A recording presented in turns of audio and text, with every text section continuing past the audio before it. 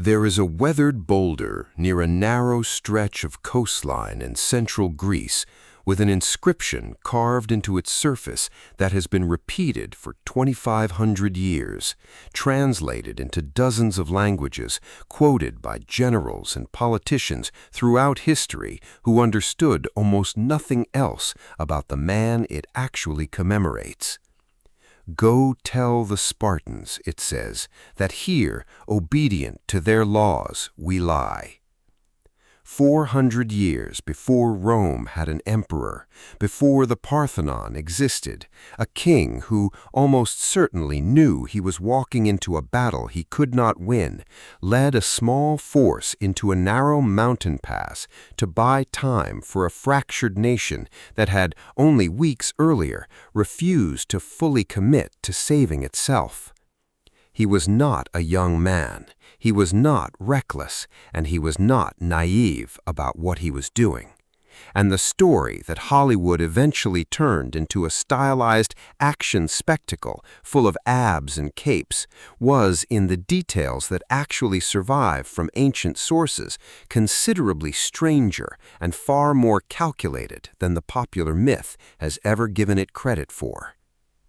This is the story of Leonidas, the Spartan king who died holding a mountain pass at Thermopylae, but it is also the story of exactly why he went there in the first place, what he actually knew before he committed 300 men to a fight everyone around him already understood was unwinnable, and what happened afterward to the men who survived him and had to live with the choice he made on their behalf. What Leonidas did in August of 480 BC only makes sense against the backdrop of the society that produced him, because Sparta was not simply a Greek city-state with a good army. It was an entire civilization organized from birth on the production of soldiers who did not retreat. Spartan boys were removed from their families at age 7 and placed into a state education system called the agoge, a program designed to strip away individual identity and replace it with absolute loyalty to the collective. They were deliberately underfed, forcing them to steal food, and if caught stealing, they were punished not for the theft, but for the failure to avoid being caught. They slept without proper bedding, wore the same cloak through Greek winters, and were pitted against each other in organized violence that modern historians still argue about its true brutality of. By the time a Spartan man reached adulthood, he had spent 2 decades being systematically prepared for exactly one outcome: to stand in a line of shields next to other men and never be the one who broke first. There was a formal military ritual embedded in Spartan society that made the stakes of this training explicit to every citizen. Mothers were said to hand their sons a shield before departure for battle, with the instruction to come back carrying it or carried on it. A shield lost in battle typically meant it had been dropped while fleeing, since the design of the hoplite shield made it useless for a retreating soldier and essential for one holding formation. A Spartan who returned home without his shield returned to a society that treated cowardice not as a private failing, but as a kind of social death. Men known as tresantes, the tremblers, lost citizenship rights, could not marry, and were subject to public humiliation that ancient sources describe as more feared by Spartan men than death itself. This was the psychological architecture Leonidas had been built inside of since he was 7 years old, and it explains, more than any single tactical calculation, why retreat was never seriously considered an option for the 300 men who marched north with him. Leonidas was born into this system as a member of one of Sparta's 2 royal families, sometime around 540 BC, the 3rd son of King Anaxidrondas. Being a 3rd son in a royal house that operated under a dual monarchy meant Leonidas was not raised expecting to rule. His older half-brother Cleomenes held the throne, and by most historical accounts, Leonidas went through the agoge like any other Spartan boy, without the exemptions that might have come from being groomed for kingship. This detail matters more than it might initially appear. When Leonidas eventually became king, after Cleomenes died without a male heir, under circumstances that ancient sources describe with considerable suspicion, possibly involving madness, possibly something closer to a political execution, he arrived at the throne having actually lived the full experience of Spartan military training, rather than having been insulated from it. The dual kingship itself was a peculiar feature of Spartan governance that had existed for centuries, tracing its origins in Spartan mythology to twin brothers who supposedly founded the two royal lines simultaneously. A structural arrangement that, in practice, meant Sparta always had two ruling kings from two separate families, ideally checking each other's power, and, in less ideal moments, actively working against one another. Cleomenes had been an aggressive and often erratic king, expanding Spartan influence through a combination of military campaigns and political manipulation of neighboring city-states, and his death opened a succession question that Spartan sources handle with considerable discomfort. Some ancient accounts suggest Cleomenes descended into genuine madness before his death, self-mutilating in his final days. Other interpretations, favored by some modern historians, suggest the madness narrative was a convenient explanation constructed after the fact by a Spartan political establishment that had grown wary of Cleomenes's increasingly unpredictable behavior and might have had more direct involvement in ending his reign than official accounts admit. He knew, from personal experience, exactly what he was asking of the men he would eventually lead into a mountain pass, because he had done everything they had done.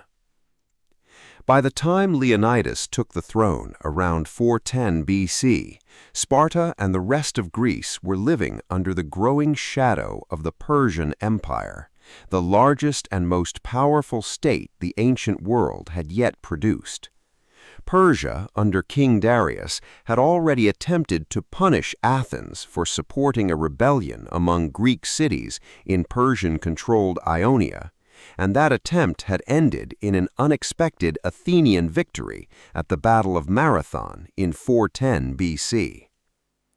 Darius died before he could mount a proper response to that humiliation, and the task of avenging it fell to his son, Xerxes, who inherited an empire that stretched from the Indus River to the Aegean Sea, and a grudge against a small collection of quarrelsome city-states that most of his advisors considered barely worth the trouble of conquering properly.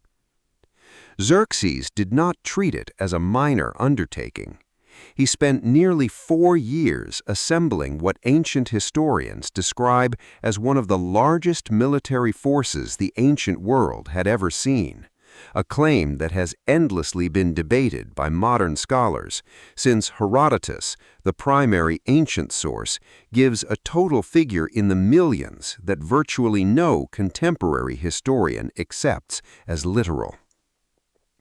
Modern estimates, working from what is known about Persian logistics, supply capacity, and the practical limits of feeding an army marching over land through unfamiliar terrain, generally place the actual invasion force somewhere between 100,000 and 300,000 fighting men, still an enormous number by the standards of ancient warfare, and still vastly larger than anything the fractured Greek city-states could hope to field in response.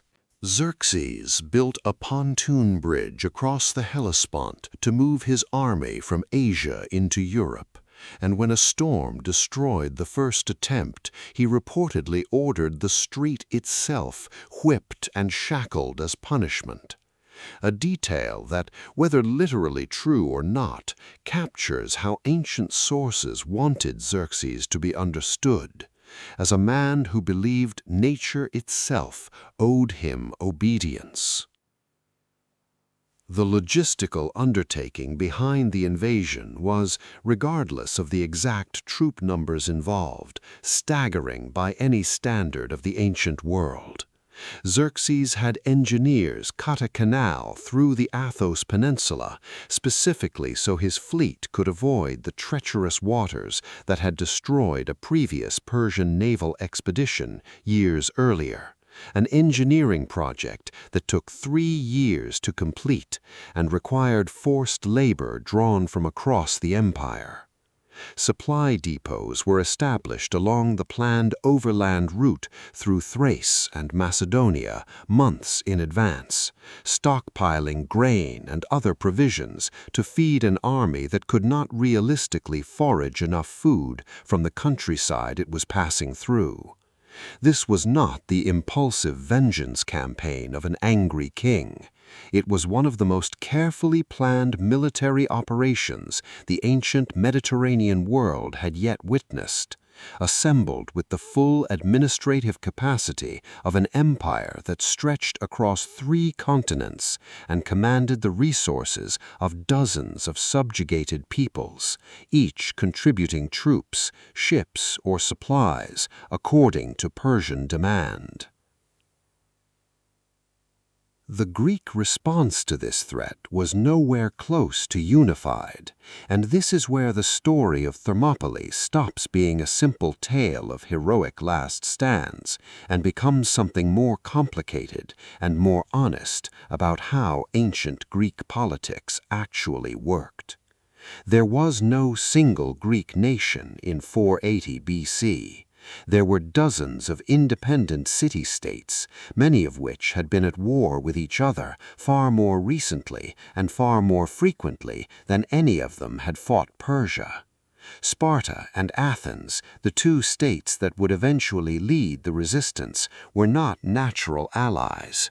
They represented almost opposite models of Greek civilization. Sparta, a militarized oligarchy built around collective discipline. Athens, a comparatively open democracy built around individual political participation and naval commerce. Many Greek states chose neutrality when Persian envoys arrived, demanding earth and water, the traditional Persian symbols of submission. A significant number of Greek states actually gave those tokens and sided with Persia outright, calculating correctly that resistance looked like a losing proposition against an empire of that scale. Sparta itself was constrained by something that had nothing to do with military strategy and everything to do with religious obligation. In August of 480 BC, Sparta was in the middle of the Carneia, a sacred festival honoring Apollo, during which the Spartan religious calendar prohibited major military campaigns. The Olympic Games, observed by much of the rest of Greece, were also underway during roughly the same window, drawing away additional attention and manpower. This was not a minor scheduling inconvenience. Sparta took religious law as seriously as it took military law, and violating the Carneia to march the full Spartan army north was not a choice the Spartan state was willing to make, even against an existential threat. Sparta could do, without technically violating the sacred truce, was send a smaller force, specifically a personal bodyguard unit attached to the king, a legal category of troops that existed somewhat outside the normal mobilization rules governing the full Spartan army. This is the detail most popular retellings of Thermopylae compress or skip entirely, and it fundamentally changes how the battle should be understood. The 300 Spartans who marched north with Leonidas were not simply the bravest volunteers Sparta could produce. They were, by ancient accounts, specifically selected men who already had living sons, a selection criterion that only makes sense if the Spartan state understood before the force even departed that these men were unlikely to return. Herodotus records this detail directly. Leonidas was not leading 300 men on a defensive mission with reasonable survival odds. He was leading 300 men whose families had already been protected against the possibility of a Spartan bloodline ending at Thermopylae, because the Spartan leadership had already calculated the mission's likely outcome before the first spear was thrown. Leonidas knew this. He had to have known it, because the selection process itself made the calculation explicit to every man chosen for the force. And he went anyway, bringing along a broader coalition of perhaps 6,000 to 7,000 Greek soldiers from various city-states, Thespians, Thebans, Corinthians, and contingents from smaller poli who had chosen to commit to the defense rather than wait to see how the larger conflict resolved itself. The combined Greek force that assembled at Thermopylae in early August 480 BC was a fraction of the size of the Persian army bearing down on them, and every commander involved understood the mathematics of what they were attempting. The pass at Thermopylae, the name means hot gates after the sulfur springs in the area, was chosen with genuine tactical intelligence rather than simple defiance. In 480 BC, the coastline of central Greece was different from how it appears today. Millennia of silt deposit from local rivers have since pushed the shoreline outward. But at the time, the pass at Thermopylae was narrow enough in places that only a small number of men could fight abreast, squeezed between steep mountains on one side and the sea on the other. It was the kind of terrain that neutralized numerical advantage almost entirely. Persia's vast army could not bring its full weight to bear in a space that narrow. Whoever held the pass could, in theory, hold it against a force many times their own size, for as long as the terrain remained closed to any other route around it. For 2 days, that theory held. Xerxes, arriving at the pass with his enormous army, reportedly waited 4 days before attacking at all, apparently expecting the small Greek force to simply disperse once it understood the scale of what it was facing. When the Greeks did not disperse, Xerxes sent forward waves of his infantry, including a unit of elite soldiers known as the Immortals, so named because their numbers were kept constantly at 10,000 through immediate replacement of any casualties. The Immortals were among the most feared units in the ancient world, and at Thermopylae, in the narrow confines of the pass, they broke against the Greek line and were driven back with heavy losses. Herodotus records that Xerxes, watching from a position where he could see the battle, reportedly leapt from his throne 3 times in shock at what he was witnessing, not because the Greeks were winning the war, but because the specific tactical advantage of the terrain was performing exactly as the Greek commanders had calculated it would. The Spartan military doctrine that made this possible was built on a formation called the phalanx, a tightly packed line of soldiers holding overlapping shields and long spears, functioning less as individual fighters and more as a single coordinated unit that depended entirely on cohesion. A phalanx that held its line was nearly impossible to break through frontal assault, because each soldier's shield protected not only himself, but the exposed side of the man beside him. A phalanx that broke, even partially, collapsed catastrophically, because the entire system depended on unbroken contact along the line. Spartan training existed specifically to produce men who could hold that line under conditions that would break the discipline of almost any other ancient army. conditions of exhaustion, of visible enemy numbers designed to be psychologically overwhelming, of sustained combat that lasted for hours rather than the brief engagements common to most ancient battles. At Thermopylae, in a space too narrow for Persian numbers to matter, that training turned out to be decisive for 2 full days. Persian infantry, by contrast, generally fought with lighter equipment and shorter weapons, relying on numerical superiority and missile fire from archers to overwhelm opponents before close combat became decisive. That approach worked well against many of the forces Persia had previously conquered across its vast empire, where enemy armies often lacked the specific combination of heavy armor, long spears, and disciplined formation fighting that Greek hoplites brought to a battlefield. At Thermopylae, the narrow terrain stripped away Persia's ability to use its archers effectively at range and forced the fighting into close quarters, where the technological and tactical advantages ran entirely in the Greek defenders' favor.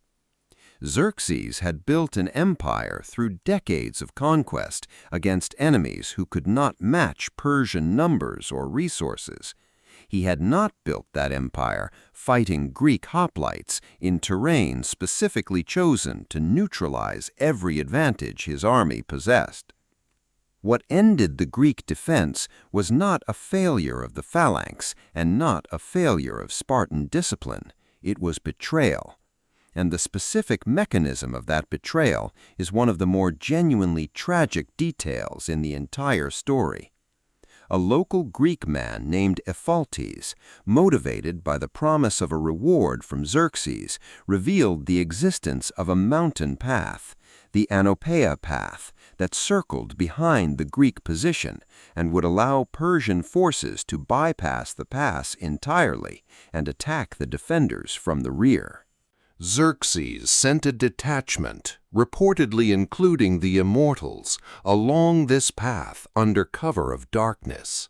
A contingent of Phocian soldiers stationed to guard the path was surprised and driven off, and by dawn on the 3rd day of the battle, Leonidas and his remaining forces learned that the position they were holding was no longer defensible in the way it had been. Persian forces were now positioned to attack from both directions simultaneously. What happened to Ephialtes afterward has its own strange coda in the ancient record. He did not, by most accounts, receive the reward Xerxes had promised him, at least in any form that secured his future. He fled Greece after the Persian defeat, fearing retribution, and was eventually killed years later in an unrelated dispute, though a bounty had been reportedly placed on his life by the Amphictyonic League, the religious council that oversaw the sanctuary at Delphi, specifically for the act of betrayal at Thermopylae. His name survives in the Greek language today as a common word for nightmare, a linguistic fossil of exactly how thoroughly Greek memory chose to punish the man who had ended a battle that Spartan discipline alone could not have lost. What Leonidas did with this information is the part of the story that separates Thermopylae from being simply a tragic defeat and turns it into something historians still study as a case of deliberate, calculated sacrifice. He did not attempt to withdraw the entire remaining Greek force, though a full retreat was still logistically possible in the hours before the flanking force completed its march. Instead, Leonidas dismissed the majority of the allied Greek contingents, sending them south to preserve them for the larger war that everyone present understood was only beginning.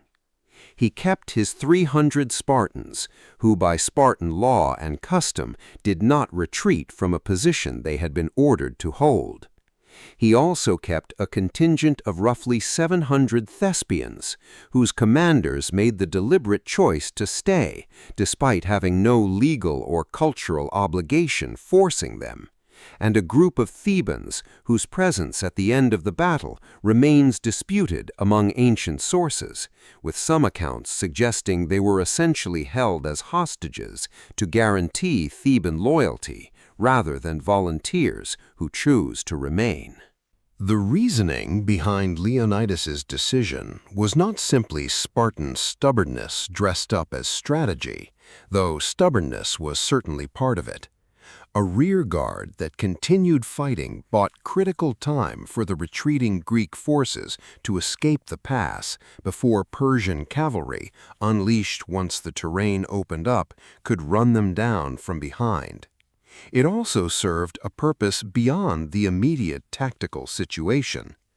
Sparta's religious and cultural framework held that a Spartan king did not abandon a position he had sworn to hold, and there is reasonable historical argument that Leonidas understood his death at Thermopylae would serve Greece more effectively as a symbol than his survival would serve it as a military asset. A king who fled a hopeless position, even a wise tactical retreat, would have handed Xerxes a propaganda victory that could have fractured the fragile and reluctant Greek coalition before it ever had the chance to properly mobilize against the larger Persian invasion still to come. The final stand took place on the third day, after the retreat of the main Allied force had been completed. Ancient sources describe the fighting in terms that emphasize both its brutality and its strange, almost ritualistic quality. Herodotus records that when Leonidas's spear broke, he continued fighting with a sword, and when the sword was lost or broken, the surviving Spartans fought with their bare hands and even their teeth, refusing to stop fighting even as the position became completely hopeless. Leonidas himself was killed partway through the engagement, and what followed was, by ancient accounts, a specific point of Spartan honor.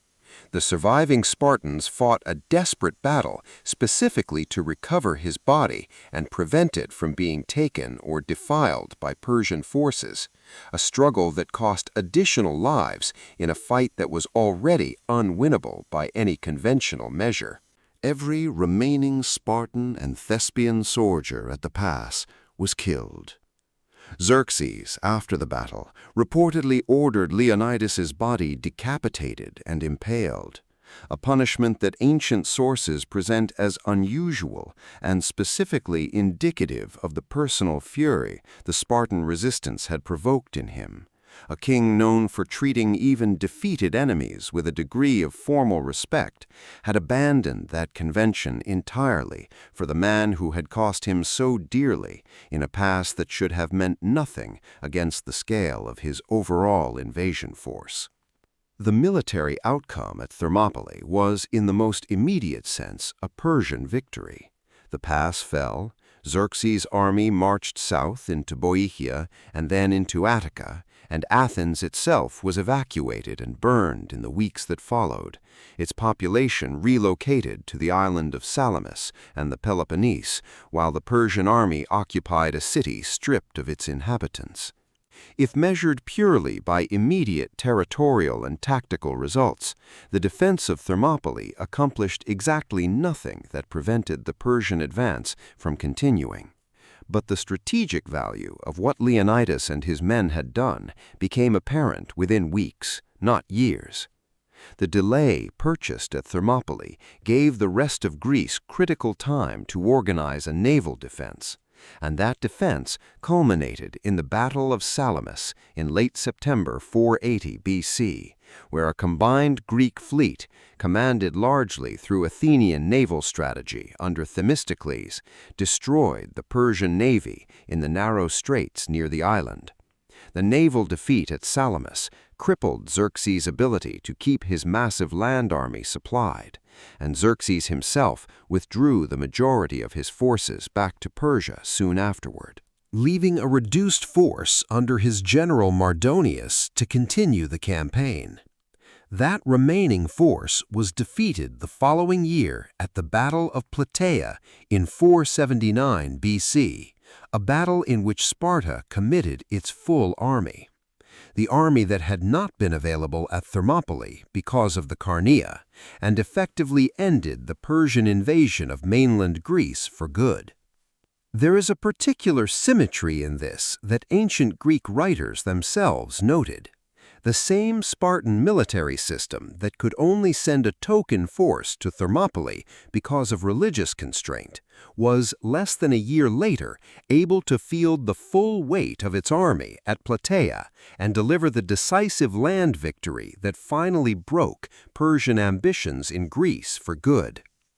The Spartan commander at Plataea, a regent named Pausanias, acting on behalf of Leonidas's young son and heir, Pleistorchus, led a combined Greek force that, unlike the fractured coalition at Thermopylae, represented something closer to a genuinely unified Greek military effort. A unity that historians have long argued was itself, in part, a legacy of what Thermopylae had demonstrated was possible when Greek states set aside their rivalries.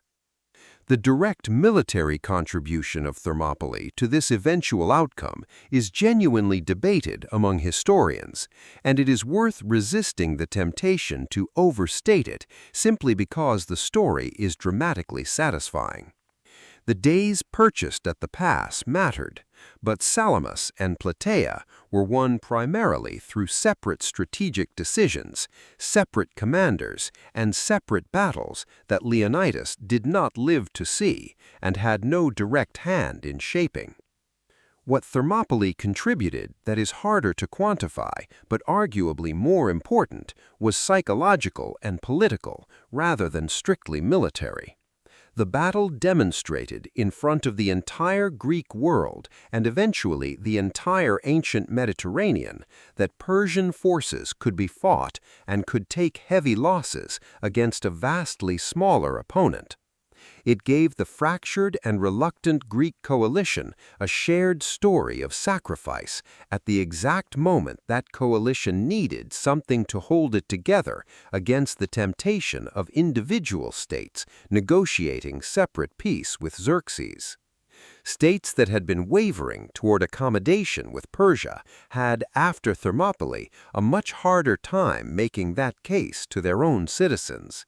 The inscription at the site, traditionally attributed to the poet Simonides, has survived in various forms across 25 centuries, specifically because it captured something the Greek world needed to believe about itself in the aftermath of near catastrophe. That obedience to law and duty, even when it demanded death, was a form of victory that battlefield outcomes alone could not measure. Go tell the Spartans, stranger passing by, that here, obedient to their laws, we lie. It is not a boast about winning. It is a statement about what these specific men chose to do when winning was no longer an option available to them. The primary source for nearly everything known about the battle is Herodotus, writing roughly 50 years after the events he describes, drawing on oral testimony, Spartan tradition, and his own travels through the regions involved. Herodotus was not a neutral chronicler by modern standards. He was working within a Greek intellectual tradition that was actively constructing a narrative of Greek identity in opposition to Persian imperial power, and the Battle of Thermopylae served that narrative extraordinarily well as a story of free men choosing to die on their own terms against a king who ruled through fear and forced obedience. This does not mean the core events Herodotus records are fabricated. Archaeological evidence from the site, combined with the internal consistency of details across multiple ancient sources, including Diodorus Siculus writing centuries later, supports the broad outline of what happened at the pass.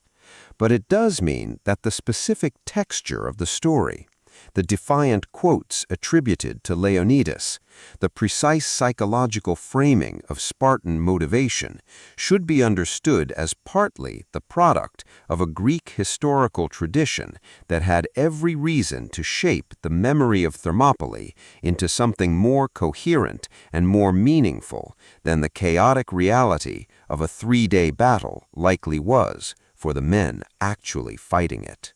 Leonidas himself remains in the actual historical record rather than the cinematic mythology built around him centuries later, a considerably more calculated figure than the popular image suggests. He was not a young hothead charging into battle out of aggression or bloodlust. He was a mature king, likely in his 50s or 60s by the time of Thermopylae, who understood Spartan military doctrine intimately because he had lived through its full training as a boy who was never expected to become king in the first place. He led a force that had been selected before it ever marched north on the assumption that most of its men would not return. He made a battlefield decision at the pass's final collapse that prioritized the survival of the broader Greek coalition over the survival of his own command, understanding that his death carried strategic and symbolic value that his retreat would not have provided. None of this makes Thermopylae a Spartan military triumph in any conventional sense. The pass fell. The men who held it died. Athens burned in the weeks afterward, and the Persian army continued its advance, largely unimpeded by the resistance that cost Leonidas his life and the lives of everyone who stood with him at the end. What it makes Thermopylae is something more specific and, in its way, more instructive than a simple story of heroism. A case study in a king who understood the difference between winning a battle and serving a cause larger than the immediate tactical situation in front of him, and who made that distinction with his eyes fully open, knowing exactly what it would cost the men who trusted him to lead them. The mountain pass at Thermopylae looks different today than it did in 480 BC. The coastline has shifted, the sea has receded, and the narrow gap where 300 Spartans and their allies held off an empire for 3 days is now a stretch of flat coastal plain where the ancient geography that made the stand possible has to be reconstructed by historians rather than simply observed by visitors. The boulder with Simonides' inscription still stands near the site, a monument to men whose names, beyond Leonidas himself, have mostly been lost to history, remembered collectively rather than individually, exactly as the Spartan system that raised them had trained them to understand themselves, not as 300 separate heroes, but as a single line that did not break until every man in it was dead. That is, in the end, the most historically honest way to understand what happened at Thermopylae in August of 480 BC. Not a myth about superhuman warriors, and not a simple story of doomed heroism performed for its own sake, but the calculated final act of a king who understood exactly what his death would be worth to the people who would have to keep fighting after he was gone, and who walked into a mountain pass already knowing the price, because the Spartan system that raised him had spent his entire life making sure he would never be the kind of man who could walk away from that price once it came due.